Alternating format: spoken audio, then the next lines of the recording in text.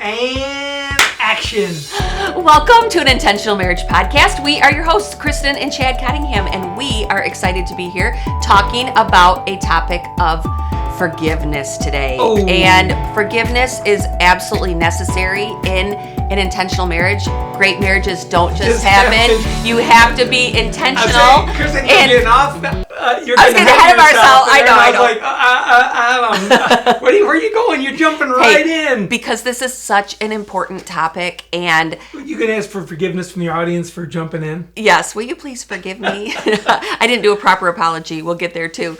But we're going to be talking about forgiveness today and the absolute necessity of forgiveness in your relationship, because no marriage can survive without it. Wow. Kristen, and I think back on the earlier podcast, we briefly touched on it and said we'd come back. So we're coming back. We're here to talk about a topic that we've had some people request. They said, I want to hear about this because they're struggling in their marriage. And we've struggled for years with this topic. What does it look like? What does it mean? It's so vast, from little day-to-day things, snapping, being rude, disrespectful, to big things. Mm-hmm. And so we've been the gamut of all of them. Yes. But I think, Kristen, forgiveness is something that, as a guy and as me and my personality, I've had to seek out from you a lot. Well, am I right? I'm not keeping score. No, but I know over the years I've had to ask forgiveness a lot for how I've spoken, tone of voice, condescend, whatever it was. Yes. My I'm right and you're dumb mentality. Right. I have really, really had to swallow my pride, humble myself, and ask forgiveness many, many times. Am I right? Yes, and I will say, good job on the self-awareness piece, honey, because that does require self-awareness. And, looking back when we were first married to and young in our relationship, we did not have the emotional intelligence or communication skills to even have a healthy relationship. And so, that's kind of one of the motivators of why we are doing what we are doing today with, in this marriage ministry, because we know how hard it was without these tools, without the good skills. And so we've learned the hard way, and we've gained self-awareness. We've gotten better, not perfect or proficient in these skills, but, we're speaking from experience. We're speaking from a lot of experience. And really, when we get into forgiveness, it's really a part of communication. It's usually so often somewhere there's some communication. I think in a lot of the little things. I've got a hunting sweatshirt on and a hunting shirt. Hunting season is here. Yes. I'm a big duck and goose hunter. And I know all too often I didn't communicate with you and tell you where I was going, when I'd be home. And there were so many fights. You never said anything. I didn't hear from you. What you said you'd be home at 10 and it's noon. I don't know how many times I've had to seek forgiveness because I didn't communicate what my plans were, what my thoughts were. In my head, I've been planning this for a week, 2 weeks with the guys, but I haven't told you any of it. Right. And next thing you know, where are you? We're going to my mom's. We're getting something for the kids. What? And all of a sudden now we're fighting and I'm seeking forgiveness because I didn't communicate with you. Yes, I think that is one reason that we need forgiveness in our relationship. Lack of communication, not keeping our word, so many other daily little things, even little white lies or the way we've responded. The other night when I was eating potato chips and dip in our kitchen, and you were texting somebody and you were in your train of thought and you just looked up at me and you glanced, and I knew what your glance meant was like you're chomping your chips and it's really loud and annoying. And I just snapped at you and I was like, I can eat chips in my kitchen, walk away from texting, and so. I think you might have added up. Okay. Yes, but so marriage gives us so many opportunities to hurt the other person, whether it's big issues, small issues But you did though, and I'll jump in. 30 minutes later when you came up to bed, you said, I'm sorry I snapped at you. Mm-hmm. Done. It was over. We didn't need to discuss it. I just said thank you. And that meant a lot. Okay, but we've gotten to that point. I would say 20 years ago, that would have carried 10 years into ago? maybe even 10 years ago. That would have carried on all night. It would have into the next day. I would have been giving you the cold shoulder, the silent treatment. There would have been tension in our relationship over something so small. You'd have been blaming me for the look. I'd have been telling you. We'd have gone back and forth, pointing fingers like crazy. Next thing you know, we're both saying stuff we regret. We both say stuff we can't take back. We're in the heat of the moment. Now we're not talking, like you said. We're staying up late because we're yelling. It was brutal. We were brutal. We were a mess. If you think we got it together, no, we're here because we didn't. Yes. And we were an absolute example of what not to do. Yeah. So as we've learned the right way to do it with God's help, with friends, family alongside, we're trying to share some advice for you guys, some wisdom that we've had to learn the hard way. Well, and I'm even thinking back to the story I put in our book about me putting the dirty diaper in the front seat of your car. That's just a plug. If you want to hear more, go check out our book, An Intentional Marriage. But like, we were so immature and we've done so many things. You know what she said? You know what she said? We did something, we had a big fight, and she got dog poop. And no, it was a dirty diaper. Dirty diaper, yeah. And put it in the front seat of my car all night so it reeked, and left a note, have a poopy day. But she didn't use the word poopy. That's how petty and immature I was. And that just kind of gives a little baseline to how far we've come, isn't it? Doesn't it, honey? So, okay, all that to say, marriage gives us plenty of opportunities to offend and hurt our spouse, which then on the flip side causes resentment and anger and bitterness. That is essentially what unforgiveness is. And if we don't repair the rupture in the relationship caused by the offense with our tool of forgiveness, so many negative things are going to enter into our relationship. There's going to be disconnect. There's going to be walls built.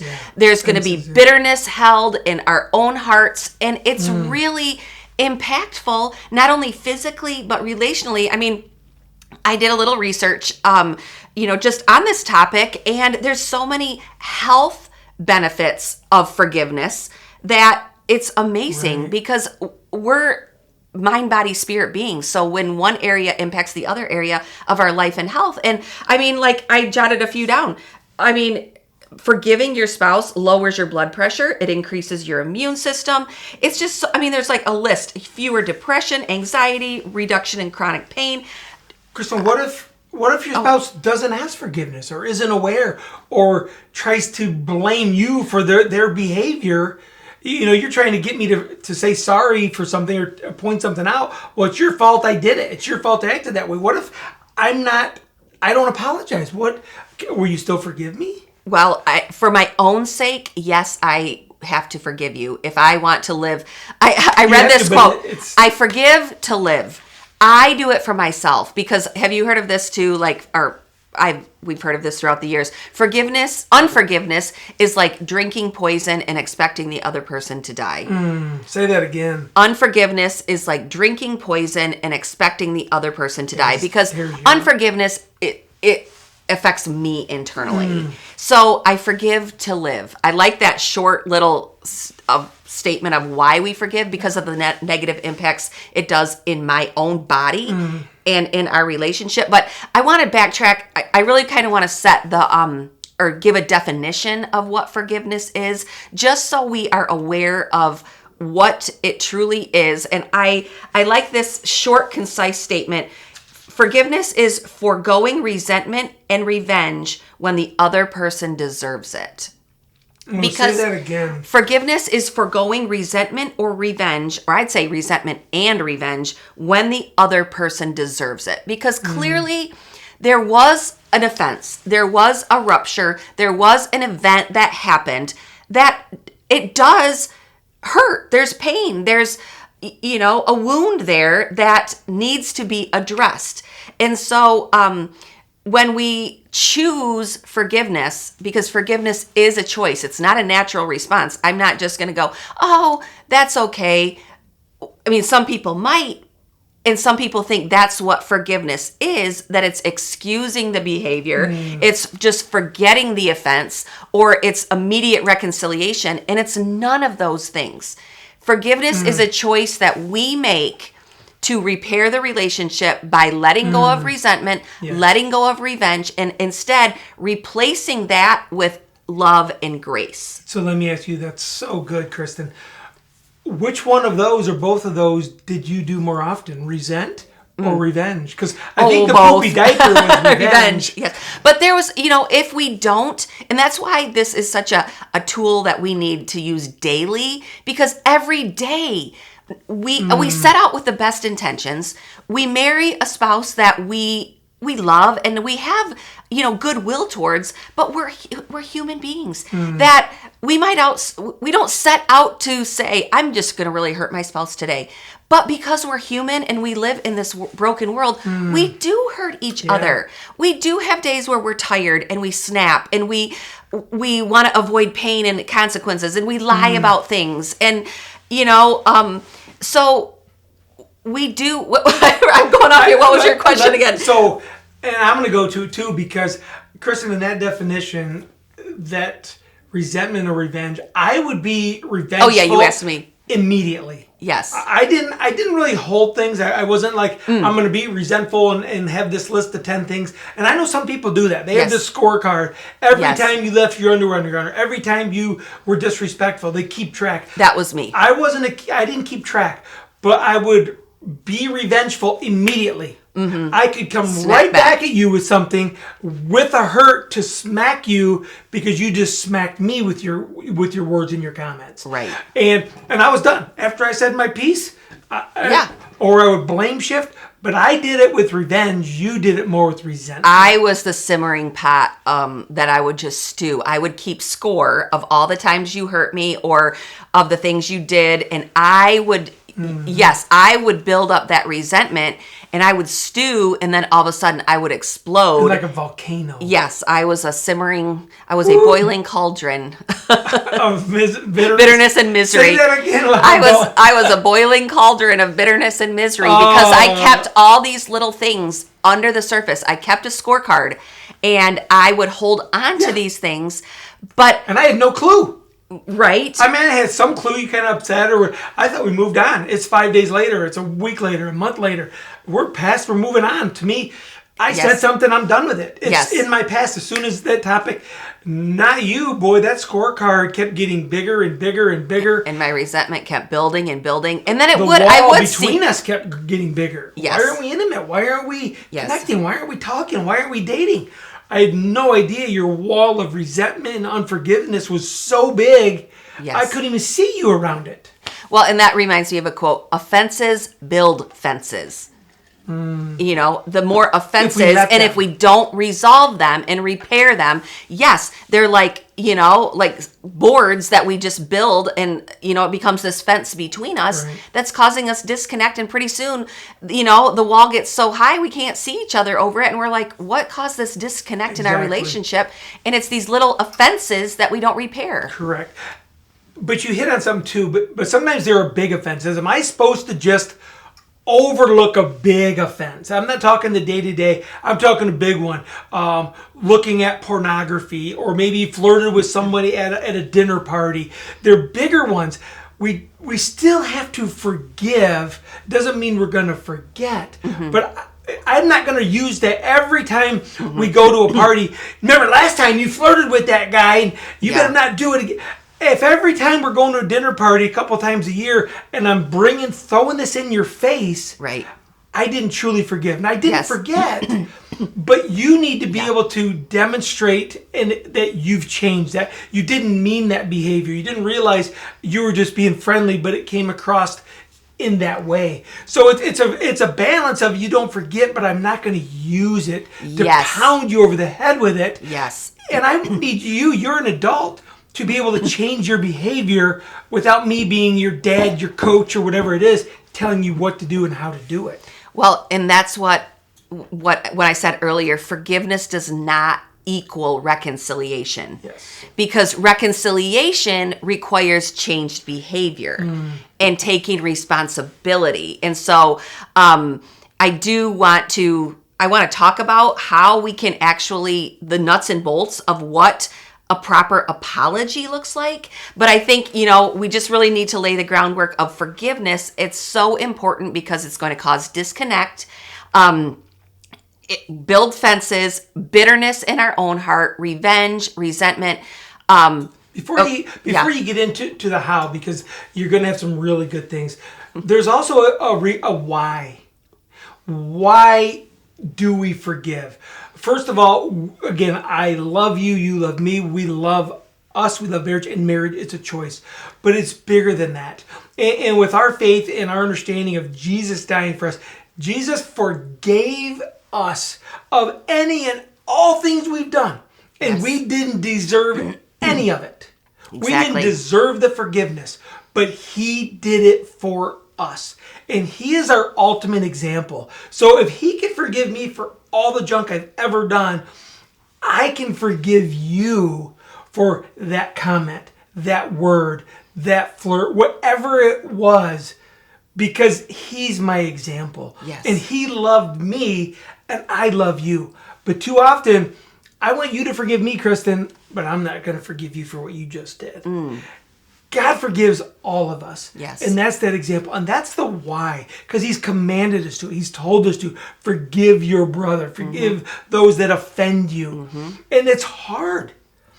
But with our marriage, that's the first place we have to do it. Yes, we need to extend forgiveness in this relationship first and foremost. And what a great example to show your kids that you and mom have reconciled. Yes. You've gotten over it. You're letting them see how to reconcile conflict. You don't avoid it. How do you reconcile? Oh, yes. Guys, I said some stuff I shouldn't have.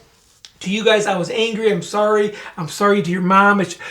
Wow. When you show that you're seeking forgiveness, you're asking for it, that's a great example. Yes. And when you say the other night, I'm sorry I said that, it meant the world it was done. Yes. And that's what we have to do. But that's the why we were forgiven so much we need to do the same for our spouse. Now, Kristen, you've got some really good tools and tips that I think the audience needs to hear on how to, because this isn't easy. No, this isn't easy. Well, it's what we call the 4 steps to a proper apology, or 4 R's to a proper apology. 4 R's. I'm a pirate today. Okay, well, you're also a comedian. Of course. Well, because here's the thing.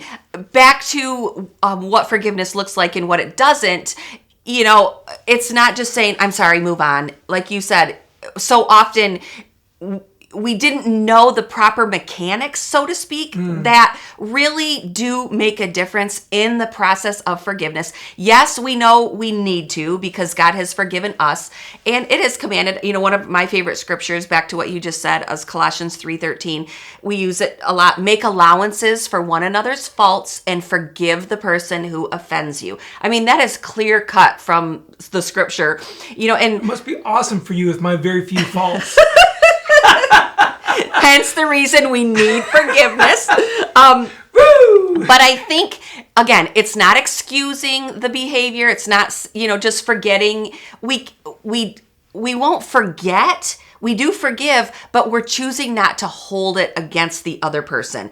And what makes this easier to do is a proper apology. So I just want to talk. Not like, sorry. Oh, my word. Yes, that is so annoying. Sorry you made me do it. Yeah. Sorry you feel that way. Exactly. So there are some really not right ways to apologize. Those would be those would be the negative examples right there. I love to say sorry, but here's why I did it. Here's sorry, but here's what you did that caused me to do it. Yes. I love flipping it, and I was really good at it. Oh, yes. You were very good at excusing, because making excuses or explaining sounds like excuses. And you would genuinely say, oh, I'm sorry, but this is why I did what I did. I didn't want to hear your excuses or your explanations because it sounded like excuses. Oh, so they were. Okay, yeah, they were. So let's talk about the 4 R's of a proper apology. And the first one is taking responsibility for I'm sorry for the my action and the feeling it caused. Okay, so you have to own the action, but acknowledging the feeling that it made the other person So give me an feel. example. So, okay, I'm sorry for yelling at you and making you feel disrespected. That's what I did the other night, didn't I? Yeah. I yelled and I made you feel disrespected and less than. And yeah, and so not just saying, oh, I'm sorry I yelled. Taking it a step further and saying, I'm sorry, I snapped, I yelled, and made you feel disrespected. Right there, it's going to drop the defense. But even in your tone was right. Yes. Because you just did two different ways, very slight difference. One didn't sound sincere, the other one did. That's true, yes. It has to, an apology must be sincere. You can go through these 4 steps and not be sincere. But another example would be, I'm sorry for spending so much time on my phone and making you feel ignored. Rather than just saying, oh, sorry.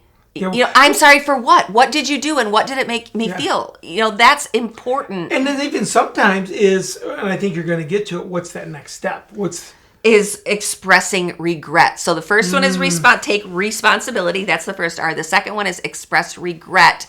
Show that you are truly sorry. Like you are remorseful. You regret what you did and how it made I regret what I did and how it made you feel. Because that is an important component rather than just going, oh, well, I didn't mean to. Get over it. I mean, that's your fault, That's your problem. Yeah, your problem, What's not mine. What's the matter with you? Are you psycho or what? Oh, gosh. I mean, that ain't going to work. Right. So a proper expression of regret was, I am so sorry that I hurt you in that way. I was wrong. Yep. Sorry. Right there. Just leave it. I'm sorry I hurt you. I was wrong. That was uncool. That was not, kind. So first thing, take responsibility. Second, express regret. And then offer repair. What can I do to make this better? So let's go to the example you just gave. I'm sorry I've been on my phone. I'm sorry I haven't spent some time. You know what? I'm sorry I made you feel isolated or alone. Let's leave our phones here. Let's go take a kayak ride, or let's go take a walk. No phones, and let's just go talk. Right. That's showing so much effort. That's showing you're intentional about repairing the hurt and the damage that you've caused. And that's it. But also, here's important too is if I'm the one coming to you for the forgiveness, and I'm the one asking or making the apology. It's important for me to allow you, the one that was hurt, to tell what you need to repair this relationship. So that's, I think, an important component. So I'm taking responsibility. I'm expressing regret. I'm offering repair, but I'm asking you what would make it better. And so for you to say, what do you need? Yes. To feel better? What can I do? Good. And allowing the hurt person to say what they need. Well, you know what? It would make me feel better if you would just, if we could just sit and talk this through, or like you said, put our phones down. Yeah. Can we just go for a walk? Or maybe one of the boundaries, hey, Kristen, maybe we could set some boundaries on our phone. Is there a chance we could talk about what that would look like? Yes. Oh, what do you mean? And then we could have a conversation if this is a topic where we're seeking forgiveness all the time. Yes. And so allowing the hurt person to kind of create what they need to repair the relationship, that is important rather than just, moving past it. It's like, no, what are we going to do to bring the repair to the relationship? And then the last one is make the request. Actually say the words, will you forgive me? Yes. I mean, because forgiveness is a choice. Like, you can choose not to forgive me. You can choose to hold on to the resentment. You can choose to hold on and, seek revenge. Or you can forego your right to be hurt, to be, to seek those things, to hold on to those things. And you can say, I do forgive you. I am choosing to let this go. I'm not going to use this against you at a later date, in a future argument, and I'm not going to stack the deck, and I'm not going to bring this back up, and I'm not going to throw it in your face. That is true forgiveness. But there has to be some steps with the proper apology to get to that point. That makes it easier because if you say, okay, let's just go through this scenario, a conversational style. For the other night, honey, I am so sorry that I snapped at you and I made you feel disrespected. I was so wrong, and I feel bad that I hurt you like that, because that was rude and insensitive of me. And I don't want to make any excuses. So what can I do to make this better? First of all, thank you. I appreciate that. I apologize. We could have sex right now. That's usually the go-to repair. Okay. But Honey, we're trying to be serious, Oh, but I that know. is serious. That is what you would say. So, okay, let's move. it's a nice a hug, a kiss, Yes. just an embrace. Because when you snap and you're disrespectful or whatever it is you seek forgiveness, you feel apart. That's true. And The disconnect. I'm a physical touch. I just sometimes need a hug, a touch. Yes. That we've reconnected. Yes. Because in part of this, there's two people in the forgiveness. There's Right. someone seeking it. Yes. Like I need you to, and you ask forgiveness, but I also need to give it. Yes. So I said, you always ask forgiveness, but you never change. This is the same thing you always do. Yes. So both our hearts need to be in check. Yes. To seek forgiveness and give it. Yes. Yes. Absolutely. And how that helps is that 4-step apology. Yes. That's kind of the steps we take to get back to the reconciliation. Now, we also, like you mentioned earlier, a big component is the changed behavior, because if this keeps going on and on and on, that does make it harder to let go of resentment. Yes. So in the reconciliation piece, whatever the situation is, I think it is important to determine some boundaries so behaviors can be changed. Yes. And we're setting ourselves up for success so this doesn't happen again. Yes. But you're right, our hearts need to be soft towards each other, and going through these step-by-steps of taking responsibility, expressing regret, offering repair, and making the request really does lead us on a path that reconciles us back together. Correct. And a part of that too, because really you want a changed behavior and, Right. a changed heart. And I think of this, and I think a story we've kind of shared before about maybe I was leaving the underwear on the floor in the bathroom, and you kept asking me about it, and I'd say sorry. But I remember, and we talked about this, really trying to do it every day. Yes. And I would do it 4 days in a row, 5 days in a row, 6 days, and I would forget a day. Something would happen. And then you'd come back at me, you never do this, and that always and never would come in. Yeah. And now I was hoping for, thank you for doing that, appreciate it, because it wasn't in my norm to see it. So I think as your spouse is trying to make behavioral change, trying to do something, that you can cheerlead that, encourage that. Because sometimes that behavior is not normal for them, but they're trying. Yes. They're working at it. Because if they're striving and they're doing it 2, 3, 4 times right, and the next time they do it wrong, they get blasted, Yes.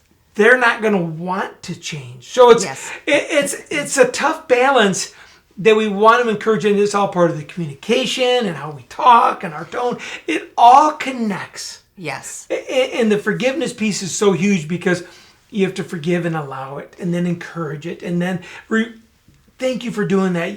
I see you're trying. I see what you're doing and how you're saying it. It means a lot. Yes. I think what I'm hearing you say too is that we have to be on the lookout for those positives, because resentment comes from always clinging and hanging onto the negatives. Yes. And so if we really look at our spouse, and this was a turning point for me, looking at you as a good-willed person who you are a good man. You are not waking up every day looking to intentionally hurt me, looking to have it out for me.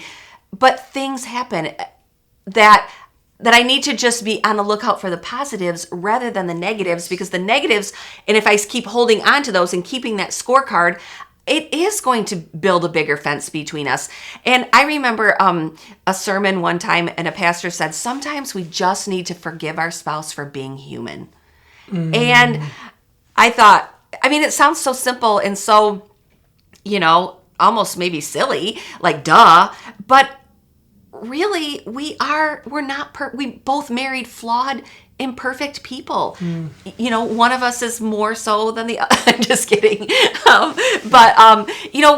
Sometimes we need forgiveness because we're two humans that are imperfect. Yes, and lastly, Kristen, I one thing I want to throw out there is some of you out there also need to forgive yourself. Ooh, that's a whole nother Forgive topic. yourself for past, maybe things before you're married, or big things while Yes. you're married. Like your spouse has forgiven you, you know, God's forgiven you, your whatever. But sometimes you keep playing it in your own head. Yes. And it keeps coming to a surface. I'm horrible. I did this. And so forgiveness, you have to be able to do that. Yes. God has forgiven us. You've got to forgive yourself, your spouse. And some of you, it's easier to do, and some of you, it's hard. Yes.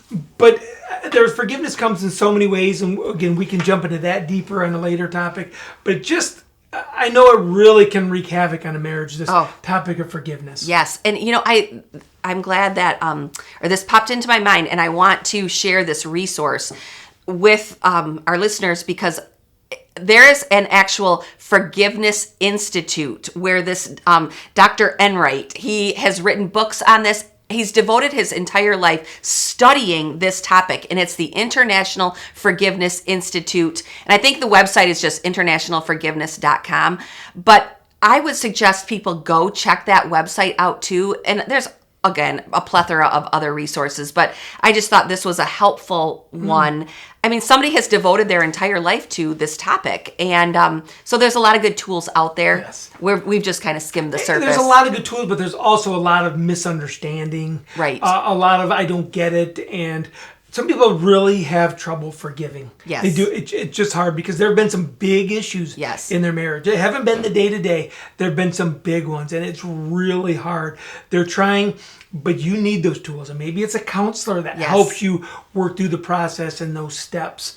Because what we don't want to do, I don't want to hold something over you the rest of our lives. We want Right. to move forward. We want Yes. to springboard. Use the things we've done to learn and make our marriage better. Yes, and forgiveness really does it releases you from so many negative effects, and it really does allow you to move forward with joy and peace and connection in your relationship. And so I think that's a good spot to land the plane. And good job today. okay, thank you for listening, everybody. And I really do hope that this does set some people free, as it has done for us. And it is a process. Don't get discouraged. And we just encourage you to take the next step and be intentional. Because Great marriages don't just happen. You have to be intentional. So thanks for listening, you guys, and we'll see you next time. Don't forget, like, share, whatever Subscribe. you gotta do. 2 thumbs up. 2 thumbs up. Yeah, comment. We'd love to hear from you.